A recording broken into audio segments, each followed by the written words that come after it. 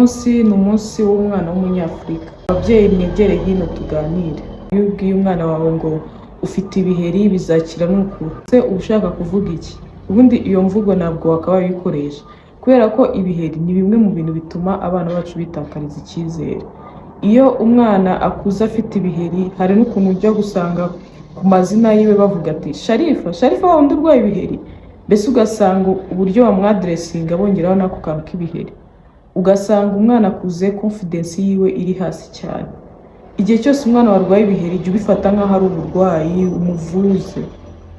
Naho gutegereza ngo akure, hari byinshi aba ari gutakaza, hari ubuzima yakabaye abamo ariko atabayemo kubera kwishisha abantu, mbese confidence yiwe uko kuntu igenda igabanuka, niko uzasanga n'umwana wawe kuba mu bandi bimugora. Twabateguriye kosi ivuga ku uko wavura ibiheri, ikosi izaba irimo buri kimwe cyose cyafasha wowe cyangwa cyafasha umwana wawe kuba yamenya kwiyitaho, kurwanya ibiheri. Ushaka kwitabira utwandikire.